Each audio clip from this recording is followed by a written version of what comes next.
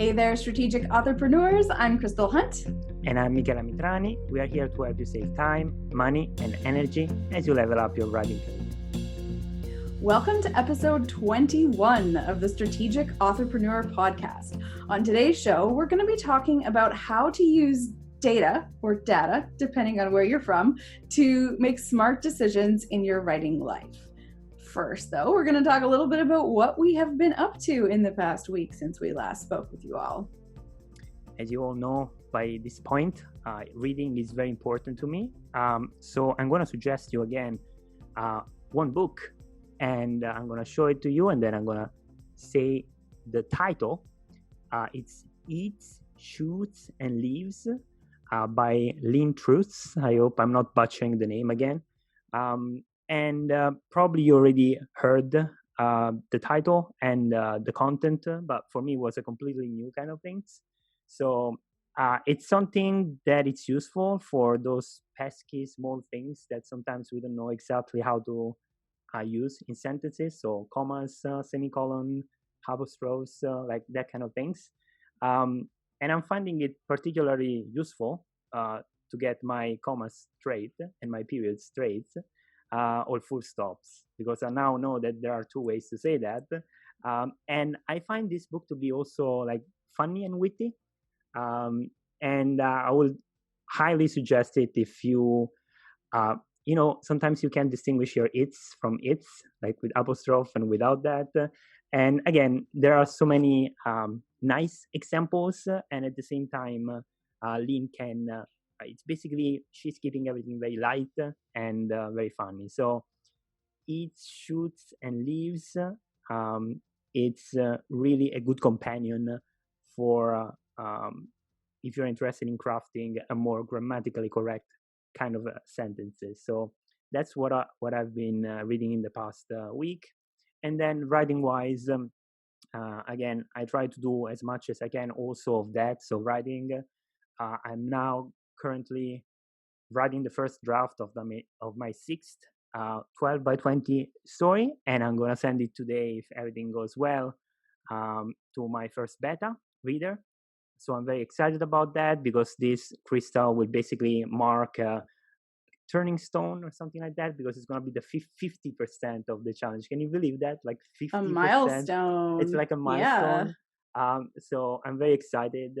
And this is probably going to be the longest story of the six. So this is another new thing that I'm going to add. And the third thing is that it's going to be a sequel of one of the stories that I wrote, which is another new thing that I never tried before. And as you know, I'm trying to do different things every single time. So I'm 3 times as much excited as usual to see this story go in the real world. And the other good thing, I guess, is that all the discussion that we've been doing the past few months now about the entrepreneurship and strategic thinking has really led me to another milestone, as Crystal called it, which is probably in the next few weeks I'll be able to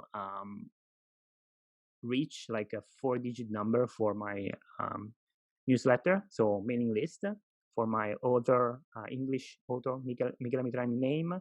So I'm excited about that, but in some way I'm more excited about the sixth story because I just want to see like what people think about it. And so basically that's what I've been up to. And now it's your turn to rock our world.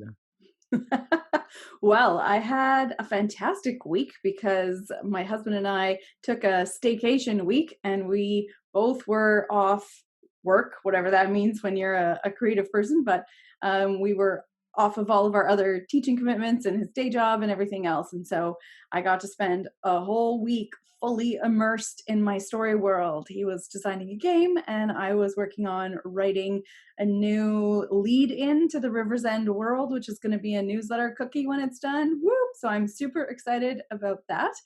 And as part of all that fully creative time, we took it as a little bit of a retreat time and looked at, okay, how is our workspace working for us now that we're both working from home, and his work from home got extended for another few months. So we had to make some decisions of some of the things we'd set up were kind of temporary, And one of the side effects of making all of these adjustments was that I ended up with the standing desk. So now I have a desk that can go up and down that he was using, but has discarded in favor of more monitor space on his desk. So for me, that is fantastic because it means I can switch between sitting and standing while writing. And part of strategy and a longer term career focus as an author is that you have to keep your body functioning. And what I'm finding is I love what I'm doing so much, I can't tear myself away. And that's really hard because your body starts to suffer. So having the ability to alternate between sitting and standing. And then I also have a giant foamy beanbag chair thing, which I can then,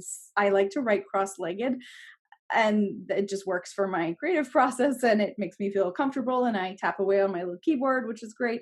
But I do have to switch positions. I am not 20 anymore, and I can't like just sit cross-legged for 14 hours at a time with no consequence hunched over my computer. So anyway, for me, it was a lot about rearranging my physical space and also rereading and revisiting. I reread every book that I have written and make sure I cataloged all of my characters in my world properly into my spreadsheets. Some things, when we get going, we get all wrapped up in our storytelling and process, and we forget to then, if we added in a few characters here and there, we forget to put them back into our tracking stuff, which means you end up with like 3 Gales and 2 Kelseys, and that's not ideal when the names start to overlap.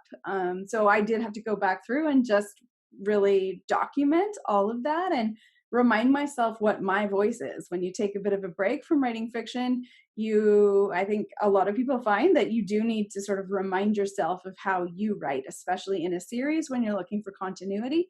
It's important to go back and do that. So I had a really fun week just fully immersed in that, which was fantastic. So I am back in the story groove and excited to be writing what is called Home. And it will likely be available by the time this episode comes out, but only to my newsletter subscribers. So if you want that story, you're going to have to come to cjhuntromance.com and get on my mailing list. See, wasn't that promoting? Yeah, amazing. I'm learning. Yeah. I'm learning. All right, but today we are going to be talking about data. I call it data. I don't know what the difference between data and data is, but somebody out there, I'm sure, can inform me. So in the comments, if you know the difference between those two things, feel free to share, illuminate all of us. And we often find as authors, I think, that there's a lot of information that is available to us. There's a lot of statistics and numbers that come with all these different things we have, right? And so there are sales numbers through Amazon or through any platform you're selling through. There's looking at how many people downloaded your stories, or how many page reads do you have in KU? What is your read through on your books, which means, what percentage of readers are starting with one and then continuing through your series to the end? What is your return on investment for advertising? So there's some more numbers, and there's lots of ads associated data. So cost per click, there is numbers of impressions, which is how many times people got to see your stuff. And that's before you get into all the things like newsletter open rates and delivery statistics and all the market research information as well. So there is just a flood of numbers that start coming at you once you get into the published author world.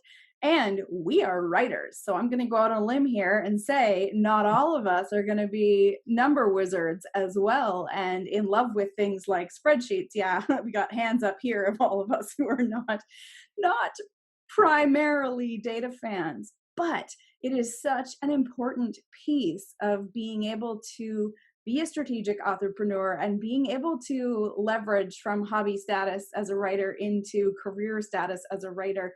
You have to understand what those numbers mean, and they are powerful. You can make them work for you, but only if you understand what some of them do, and where you can go and find some dependable information, and what to ignore in this giant mess of stuff that's coming at us. So today we're going to be talking a little bit about some of the different types of information that there is to be had, and also some of the information that we have found to be helpful, and just a few tips and strategies of how you can kind of learn what to attend to and what to ignore so that you can make smart decisions as you're deciding on your next steps, whether it's advertising or growing your list or even your release schedules and publications and launch strategies all should be including a certain amount of that data analysis. So you need to know what to track.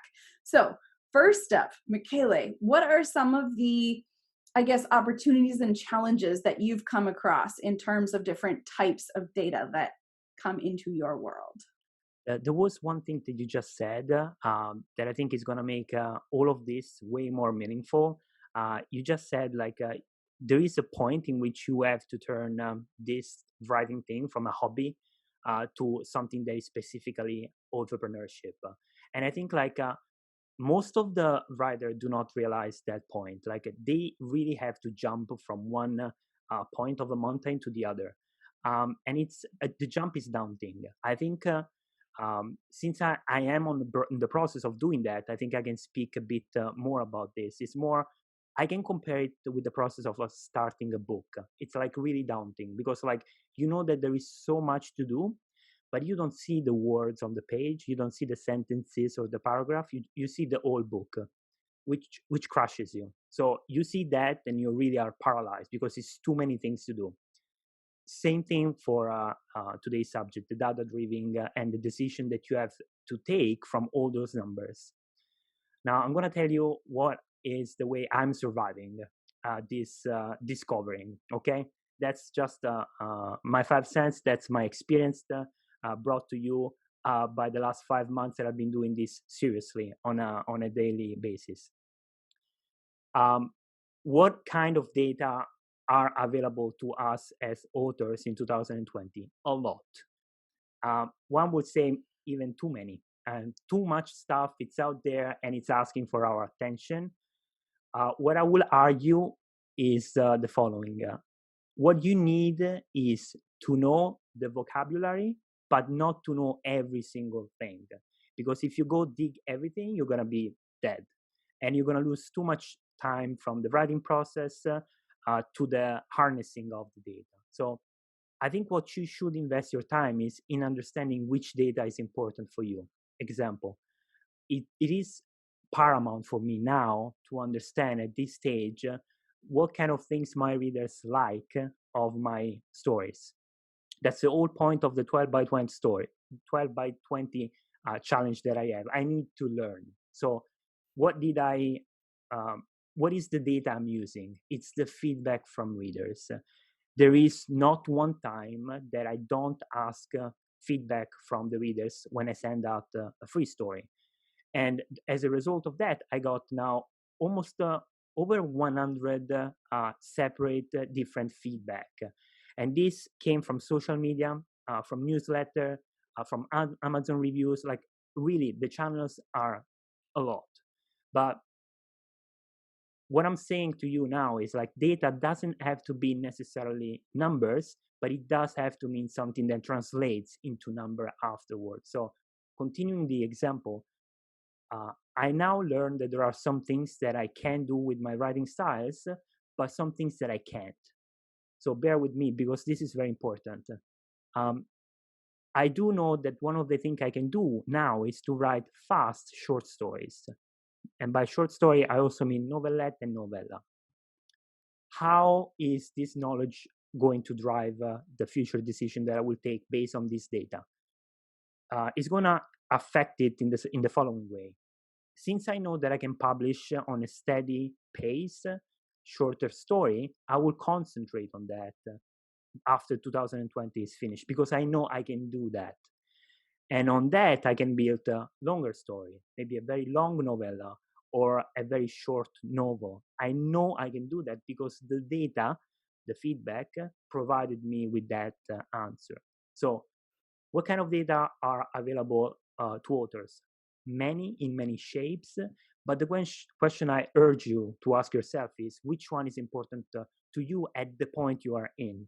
Because I'm sure, Krista, what I'm learning from my challenge and my year, it's not something necessarily useful to you because you are at a different point in your author career. And people that are listening to us, will be a different point. Like if you are starting out right now, like you have not published a single book, what you want to learn is a bit more something on the craft of writing, so that you can substantially write more things. And once that you know what is the amount of words you can put on that paper, you might be making a longer term plan about your publishing. And that's something that I'm starting building now, because I know that I can forge one short story per month with some leisure time for editing and advertising it, if you will. So if there is one thing that you take away from what I said here, is that, again, the data outside there, it's like a mammoth. It's like huge. There is so many things, but depending on the point you are at, you should focus on the one thing that is going to drive you on from point A to point B the fastest, without you like getting crazy in the process. Because like one of the other things we're going to talk about is what are like good source of data. And again, the answer is now 2020 billions, and they're free. You can pay for them. They're under video format, podcast, blog. Like stop me, Crystal, because like there are so many things here that I don't even know where to begin. Yeah, well, I think, and that's a good point, is that is most people's reactions to seeing a dashboard at the back end of your publishing account, or seeing a dashboard in the back end of your ads account, and just feeling that sort of panic. And this has come up in office hours a few times actually over the last couple of weeks inside the Creative Academy, of just people struggling with too much information. And I think your point of dialing it back to where are you at is a really important thing. So the first step in understanding data or making any decisions about what you should be paying attention to is you have to know what your goal is for right now. So for you right now, your goal is growing your newsletter list and producing stories to help you do that. You're also analyzing your capacity for production in terms of, if you're committing to a publication schedule, what is realistic? What can you plan in terms of a business plan for your coming year?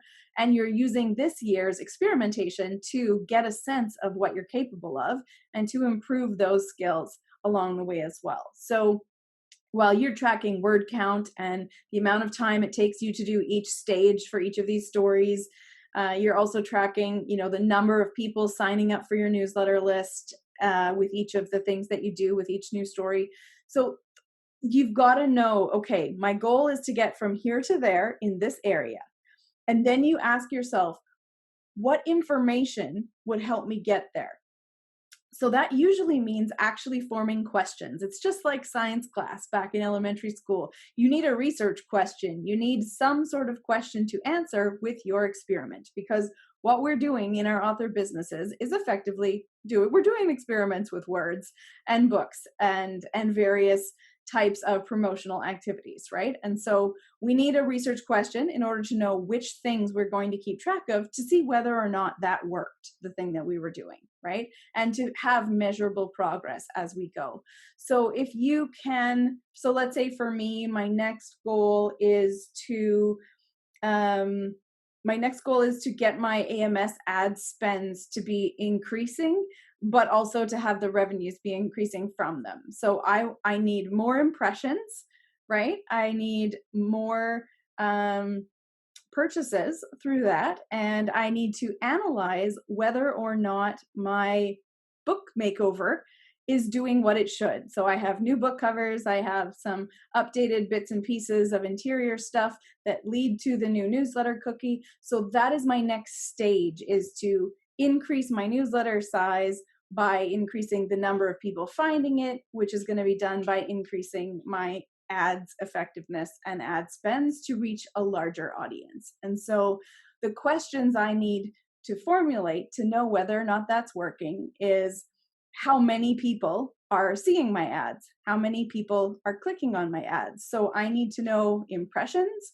and I need to know number of clicks, and I need to know number of sales to figure out if those are going up.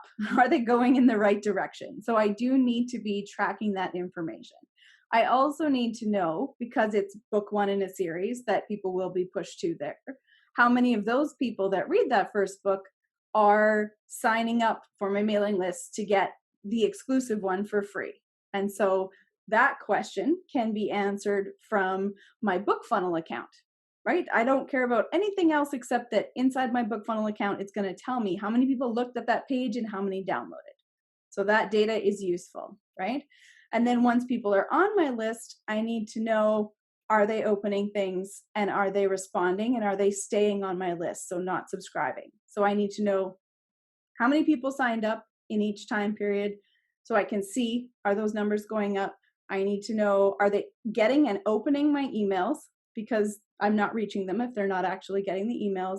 And then I need to be analyzing, are they staying engaged? So what is the open rate on the ongoing emails? So that sounds like a lot, but it's about 10 numbers in total, I think, or 12 numbers, which isn't too bad when you think of a spreadsheet, and when you think of all of the things you could be tracking from each of those dashboards. So for me, that's sort of a custom crafted set of things that I want a record of over the next few months as I go through this process. And I think as for every single thing, like the first time is going to be daunting and it's going to be difficult, but the second time you already learn a bit more about, for example, you mentioned AMS dashboard. Like I can tell you, because it happened a few weeks ago, the first time that I seen it, I was like, what is this? And how am I going to navigate it? And the first time I was like, there is no way I can understand how this works. Like I write stuff, but I don't know like how this impression influence like the clicks, or if there is any relations, what's this ACOS kind of thing, percentage, I don't know. But then what I did was like what I do every single time if I don't feel like writing, I just sit and I write, because I know that's part of my routine. So I made it part of my routine.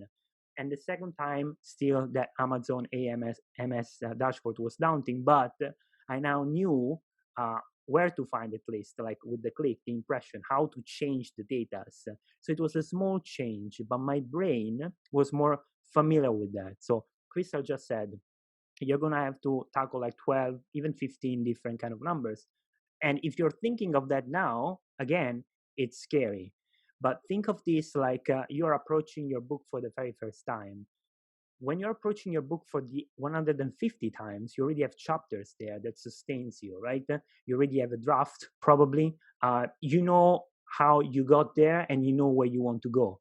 So now it has been around 2 months that I've been using AMS ads regularly, consistently, and I am faster to understand what I want to do. I can make advertisement that it's slightly different. I can check it against another one. I can do an A/B testing. So all of these things that I'm saying and that we are saying, it's a vocabulary that you have to learn, but you don't learn it in one day. You learn it with trying and failing and trying again. And this is true with writing and with data gathering. So I think what you said, Crystal, it is double more important because you really have to do your homework. That's basically what we're saying here. And it's not going to be easy at the beginning, but we want to let you know that we got your back in the sense that we've been there. We know that.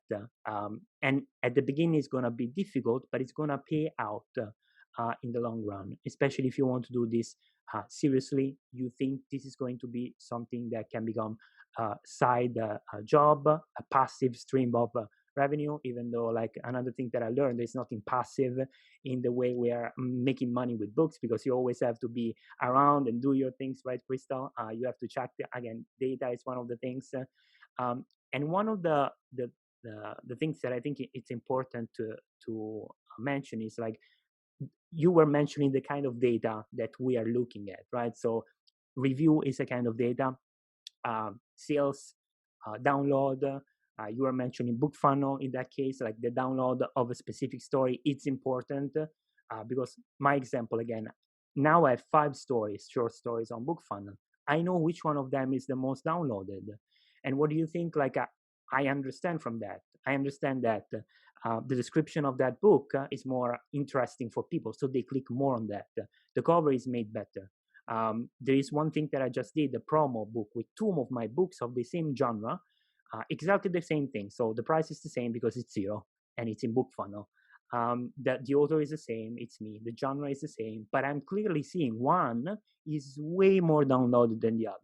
So I will take a decision based on that when I'm ready to publish the book on a similar genre. I can see that. That's data that do not lie. Those clicks are made by people that I don't know. And in a previous episode, Crystal, we discussed about the importance of not taking this personally, right?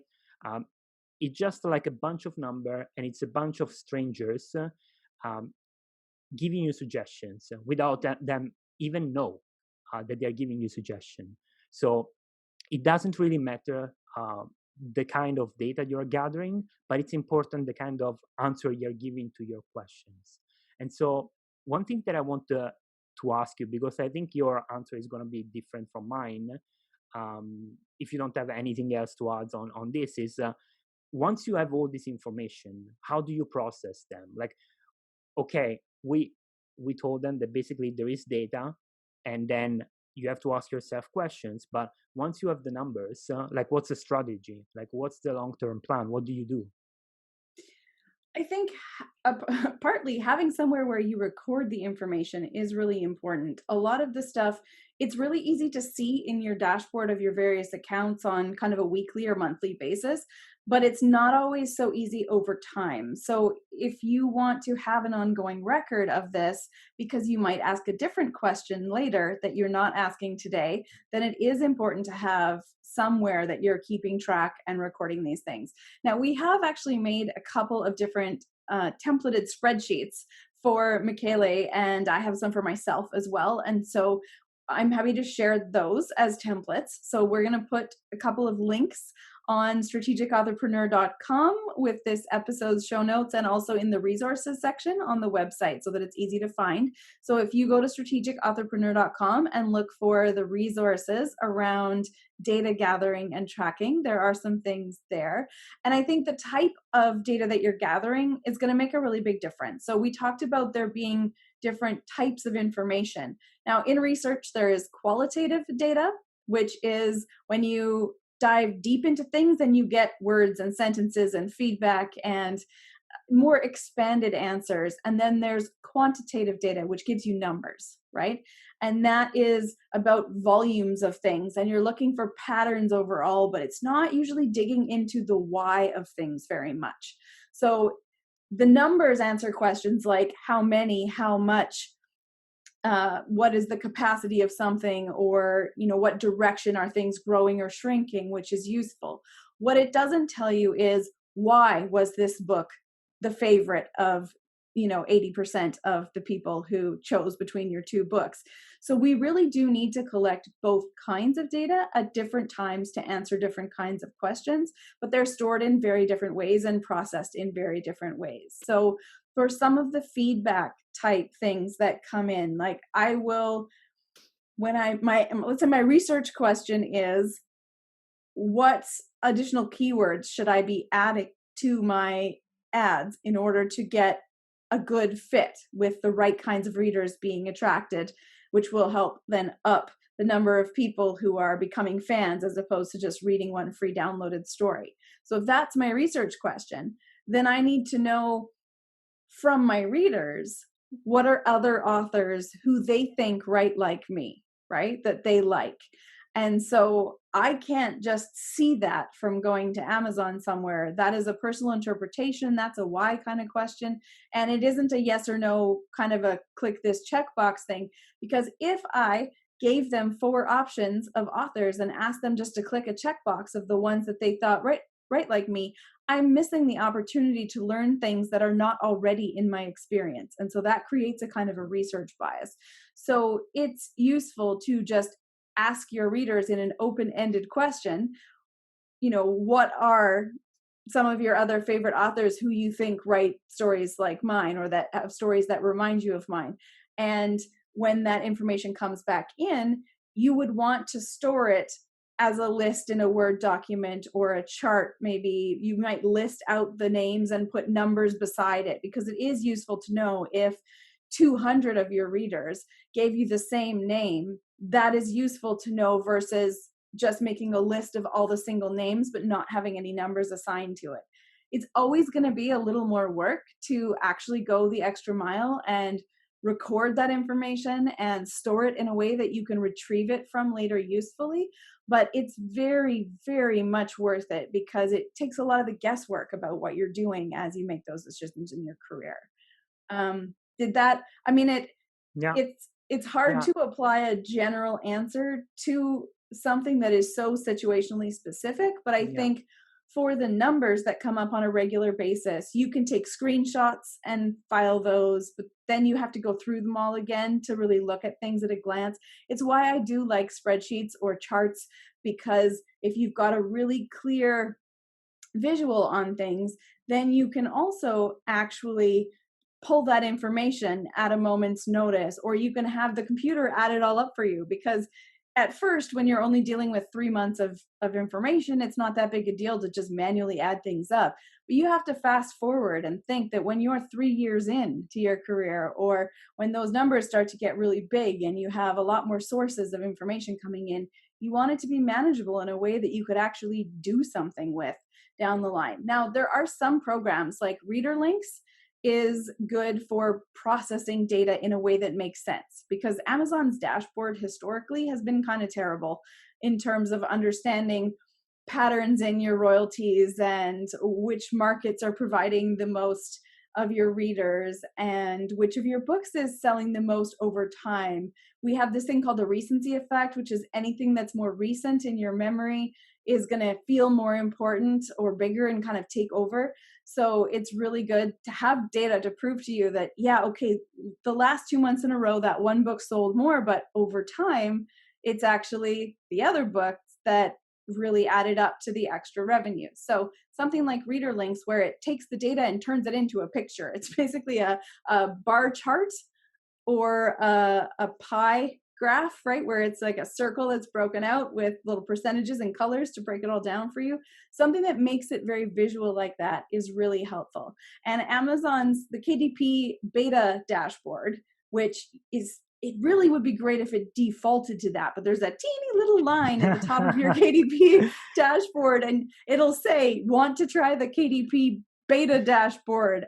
You do, trust us, you really do. So if you click on that, it opens this wonderful world of colorful graphs and charts and pictures that are actually useful. And you can set your time periods down the left hand side, and you can see your page reads translated into money, not just pages. And that one's free. So ReaderLinks is a paid service, and there are other things like Book Report and Data Sprout that will be free up to, I think, $1,000. And then once you're making more than $1,000 a month, you get charged for the service. But what is built into KDP now is actually much more functional, but it is not what they show you by default. So you have to click the little beta button at the top to open the magical box of colorful wonderfulness. yeah. I don't know why you do that. Like now I can't just look at the default like setting. I was like, just give me the hard data, give me the good stuff. And so, but there is something definitely you said, like basically what Crystal said is like set yourself up for success, right?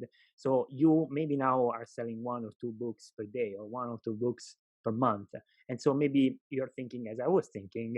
So I'm gonna come with the Google spreadsheet and I'm gonna put the number here, and this row is gonna be for the month and stuff.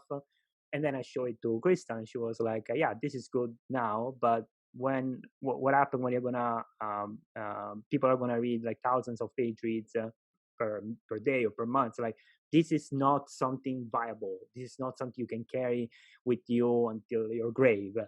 And so one of the things that she probably we share is like it's something that is useful to you and that you can track the change on a month by month basis. And now this is something that completely changed, revolutionized the way I see data, because when I now look at my Amazon report, I don't just look at the royalties.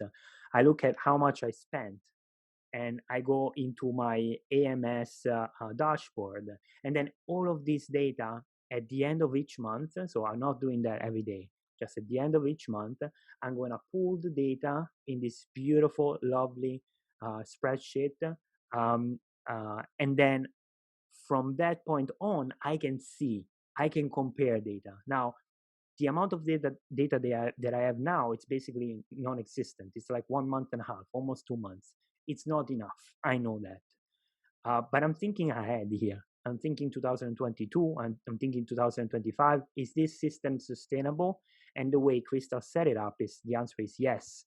I can do this, and I can leverage this not only for my Italian books, which is something I'm doing now, but in case in the future I'm going to sell more books in the English market, I can transfer this. It's something that you can transfer from one point to the other. So I would say like the takeaway here is build something evergreen and build something that it's good for you. Because the amount of things that I'm doing for my data gathering would, I'm sure, be pretty useless for Crystal, because like she's doing a completely different kind of things. She's a different moment in her author career. So again, build a system that works for you, as Crystal was mentioning, and make sure it's something that you can build upon. Right, Crystal? It's something that you can build, you can make bigger, but at the same time, it stays the core, the hub, it stays the same. You just, it's like you have an apartment and then you became a bit more rich and you got a townhouse, and then you can build from the townhouse a mansion, and then I'm dreaming big here, but this is Yes, basically absolutely. that's basically what we're doing here. We're dreaming with data. Yeah, but evergreen system, it's super important. And again, follow what works for you now. And I think this like relates to the question also of asking question of the data, and the kind of answers that you get from them are different from author to author. And when we think of building our own system, we realize now that every system is different because every author is different. The genre he or she is writing is different. So I'm curious of something here, Crystal. Um, let's say that one of the people that are listening to us, okay, he or she uh, is asking you this question. Okay, so I understand data is important, and I understand I have to build my own system. But for a person that is starting from scratch, um, what would you what would you say is the most important thing they have to do now, before even the data gathering is starting? It's like thinking of what's important, sitting down and have a plan, trying to understand what kind of data is really important for them. What is step number one? Step number one is really formulating, well, first, absolute step number one is deciding what your next goal is. That is very important, is where are you trying to head, just so that you're not tracking a whole bunch of things that don't relate to that. You don't need to track everything. You need to track what is going to help you in moving forward towards your goal. But I think knowing the questions that you want that data to answer is the most important thing. What do you need to know to help you make a better decision? So if your next goal is to launch your new book, well, you need to figure out, okay, what's going to help me do that? Is it which were the better of the three promotion services you tried last time you launched a book? Is right, which ones resulted in actual downloads and changes and things? Maybe you are trying to decide which tool for book layouts you are going to purchase, and you need to know your budget numbers, and you need to know how many books you're likely to write and publish in the next couple of years to know, is it worth it to pay somebody versus do that? That's all data, right? That's all information that we're processing. You need to know if your Amazon ad is working well enough that you should keep it running. So then you need to know, are you seeing a return on your investment? Are your page reads going up? Is your cost per click worth it? All of those things are worth looking at. So, really you need to decide what is your goal, and then what do you need to know to help you take the next step smartly towards that goal. And then you can get started with knowing what you need to track and how you need to track it and what kind of time periods you're looking at. So there's some other piece of that we haven't really talked about, which is it's one thing to track numbers, which are an outcome measure, But you also need to know why those numbers changed, which means tracking your behavior, right? What did you do that resulted in a change in those numbers? And so I think that's something that we often forget. We collect the data, which is the outcome, but we forget to keep a journal or a log or a sheet of what actions we took. And then when we look back, we think, oh, look, on that week of February 12th to whatever, my Something numbers happened. jumped. And you're like, woohoo, great. But now it's 6 months later and you're like, What happened why? there? What did I do? What did I do? Did you run a promo? Did you release a new book? Did you, boost your mailing list with some kind of cross promotion effort with a bunch of other authors? Were you in a box set? Like, what happened to actually cause that change? And I think we forget our actions as the instigator of whatever those efforts were. You think you're going to remember, and I can tell you from experience 100% you're not going to remember. You can't. There's too much going on, there's too much changing, and you don't even know yet the time scale of you looking back on this, or when you're going to need to reflect on this information. So I think it's really, really helpful to and I have two ways that I have done this in the past. I use a physical, like I just started bullet journaling, but I use physical notebooks, and I just make notes of some of the main things that I do. And what I was doing before, which actually I found really worked well, is that in my spreadsheet that I have all of my things that I track, the front page of that spreadsheet is actually just like a log entry. So it will have a date, and then it will have notes about what I did on that date.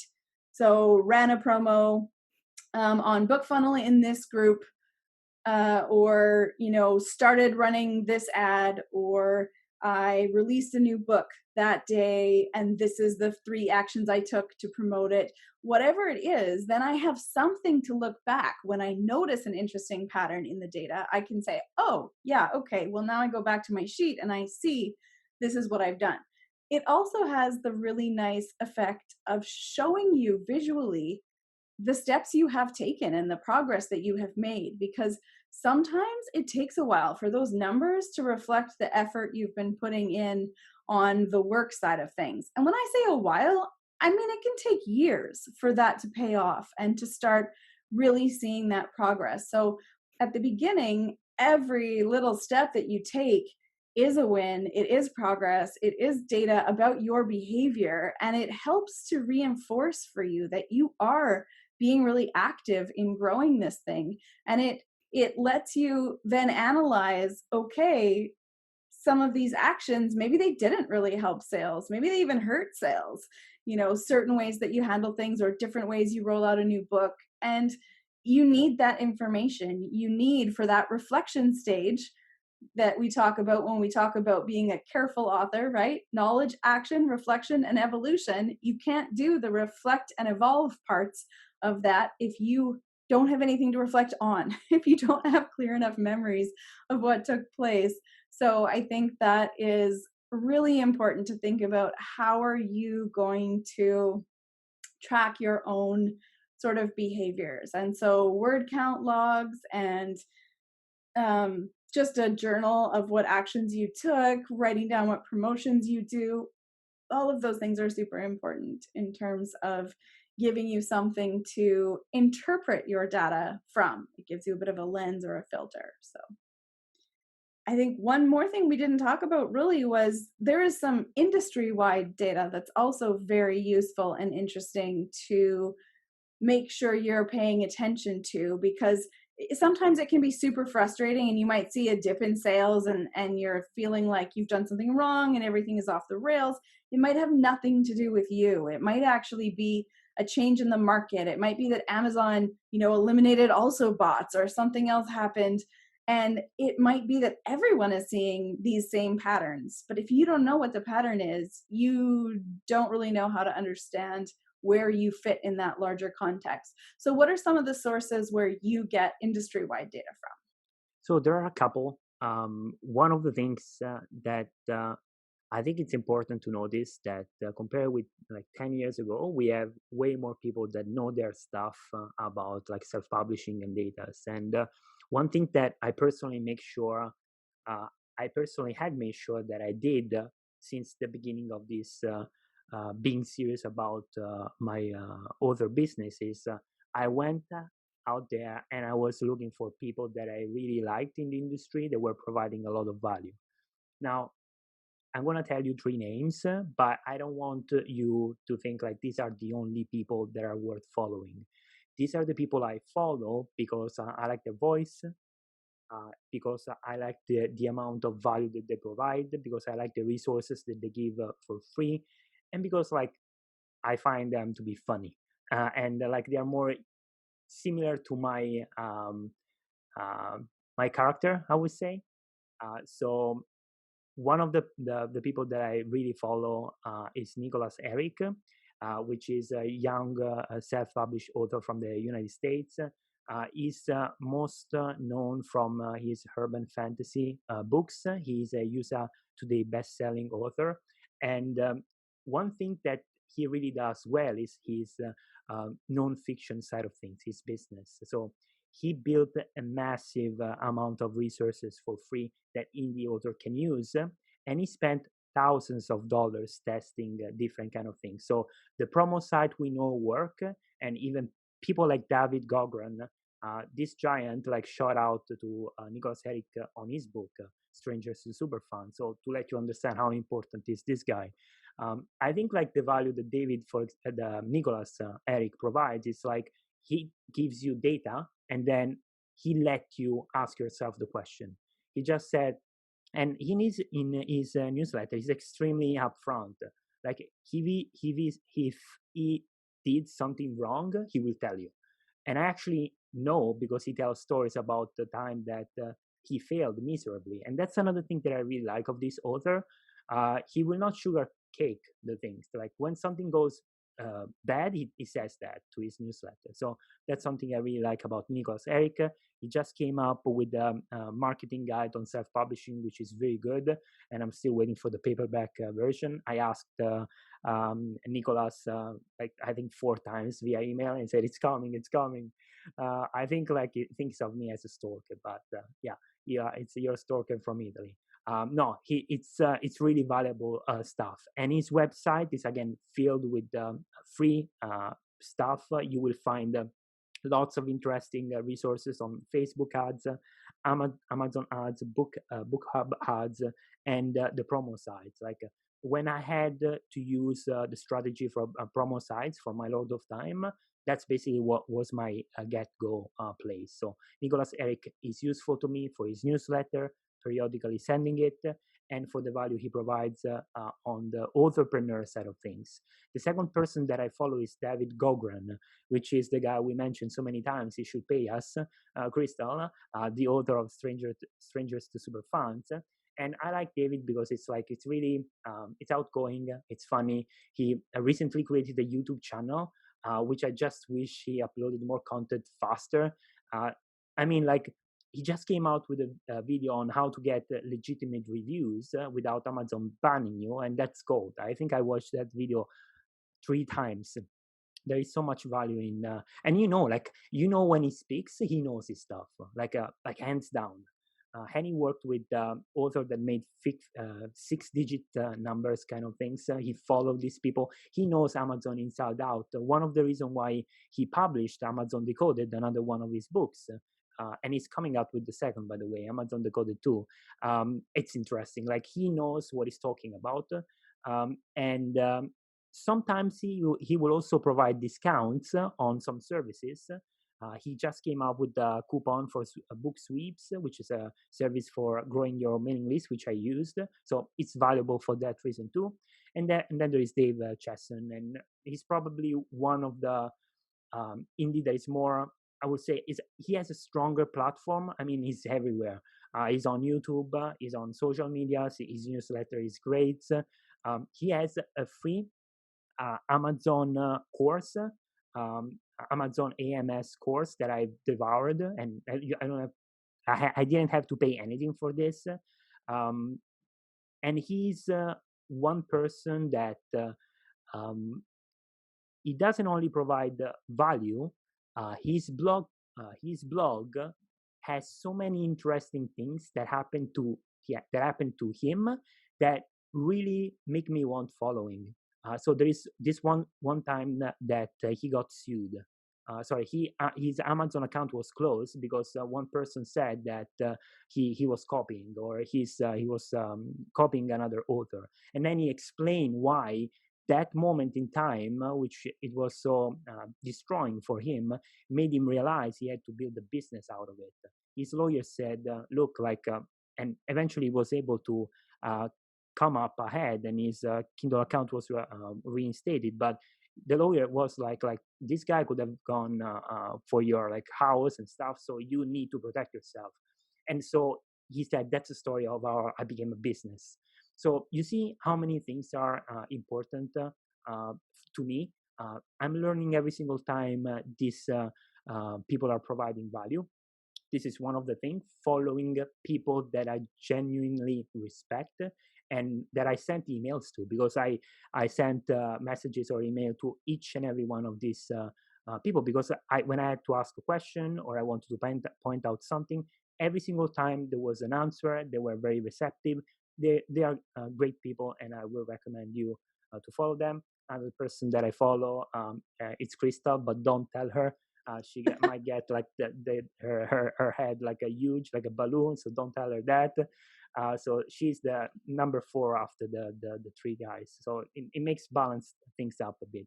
And the second thing is, now there are places on the internet where you will find data for free, and other places where you will find the source of data that might be useful for your other business, and you have to pay for that.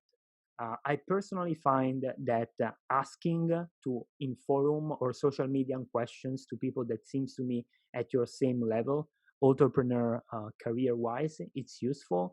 But there are also resources, and I thank Krista for make me aware that they exist, like Kylytics. Is that how you pronounce that?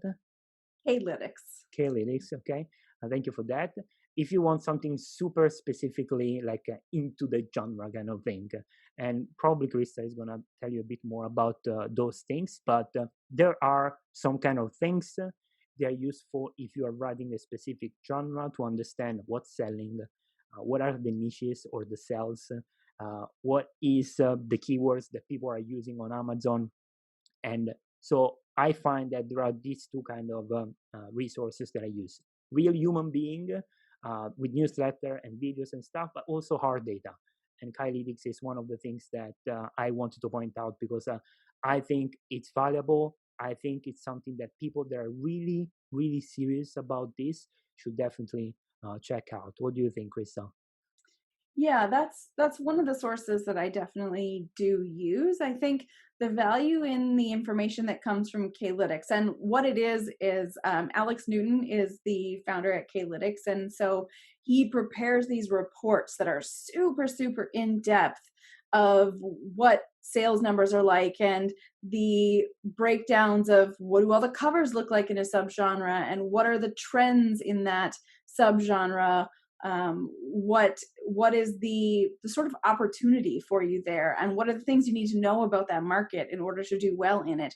They look at KU versus not KU and all of those things. And so what I've found to be really helpful is just getting on the mailing list by downloading one of the free resources that he has on the site, and then just watching, and you'll get an email every time there's a new report. And you don't need to get all of them. Like, it is the kind of thing where you can buy a membership and have access to everything. But unless you're writing in a ton of genres, it can be a bit overwhelming because there's so much interesting information. It becomes a black hole and you just get sucked right into it, never to be seen again in the writing world. So I find if I just identify, okay, for me, I write contemporary romance, and I have some with paranormal elements, some are sweeter, some are steamier.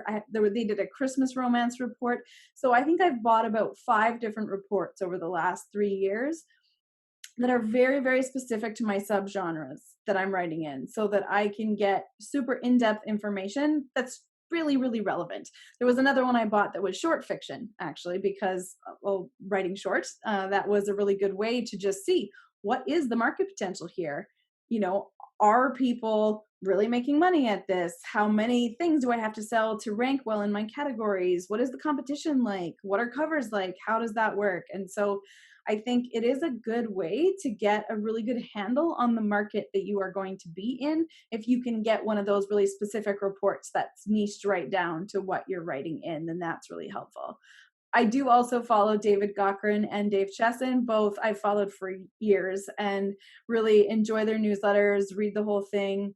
Joanna Penn often has some really interesting stats as well. But one of the things I think people overlook a lot of the times is the data that comes from the tools companies that we use. And so I publish my audiobooks through Findaway Voices, and I make sure that I get their newsletters because they are very invested in understanding the audiobook industry, and they send out roundups of information on a monthly basis in their newsletter that is kind of what's going on in the audiobook scene. And that data, that information coming from somebody who has access to everyone's information, right? Like it's, if you've got a central company that can give you those bigger industry trends, that's really helpful. Ingramspark is another one that I follow because they will often send out, hey, here's what's selling. And they are the ones printing and shipping all of those print books. So they have a really good idea. I follow the KDP newsletter, will often have trends and reports and things like that. And there are some annual reports that come out from those companies, as well as the monthly or quarterly reviews, which will give you a lot of information about what's going on overall. So that's really helpful. And I think any industry you are in will have something like that. And then you can also check things like the Alliance of Independent Authors will often share statistic type stuff about the industry as a whole as well, which is very valuable. Now, the time has come. The time has come. The walrus said to talk of many things. Very maleficent kind of laugh. Yeah, a little bit. I've been working on that. Curious Jar is here. I may have rearranged my office. I did not get rid of the jar. And it has questions for us. So, you know the drill. Tell me when to stop. Okay, go on. Stop. Green. Like a volcan's blood. Yes, much like that. Oh, wow. Okay. Oh my gosh. Whew. What is your mission statement for your life? Oh shit. What? What is your mission statement for your life? Can you read it again so you give me a few seconds more to think? What is your mission statement for your life?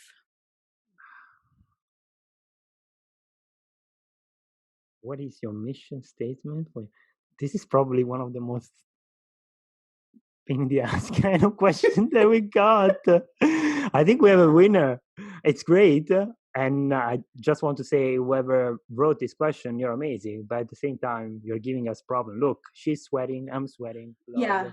Well, you know what? And I've done this because we do retreats on the regular, usually every quarter. And I used to do it with my team when I was running my consulting company. We would have these retreats, and we did do this as an exercise, and you actually had to write one.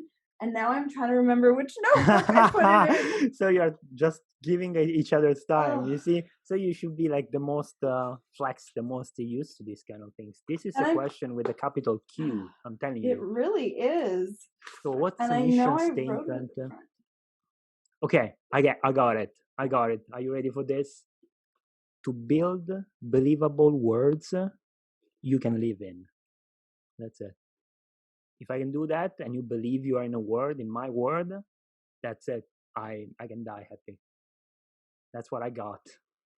Okay. I'm just writing it down because I have a hard time actually doing things verbally.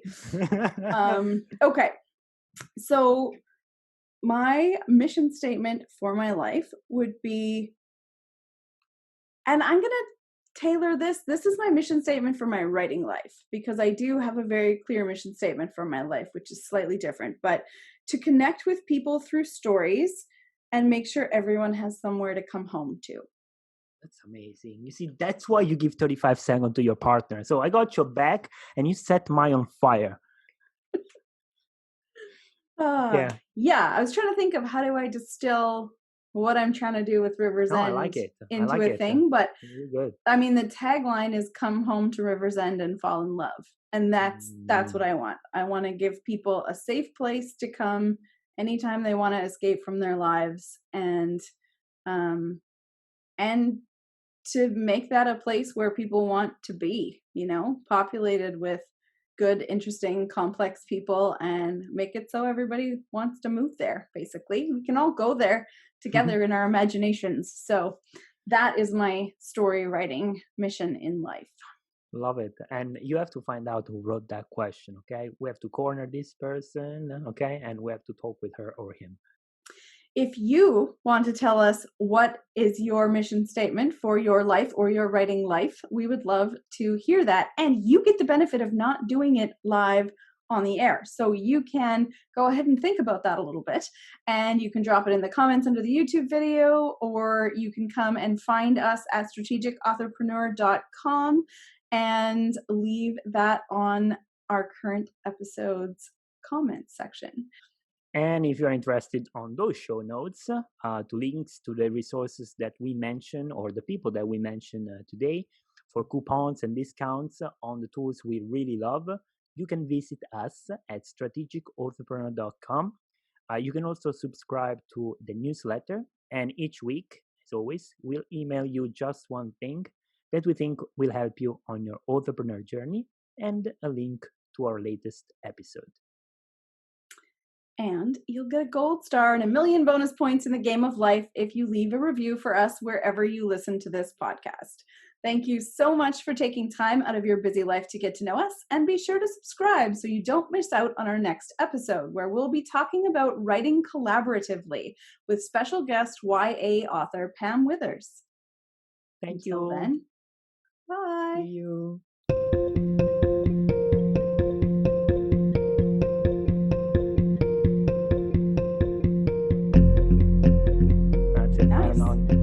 That was well done under pressure. Stuff. I don't know. That's me. And I give you like 10 seconds, 15 seconds. So give me what you got. Okay. I think I have to write it down. No pressure. No pressure. I can talk about the cat that I don't have or something like that to give you more time.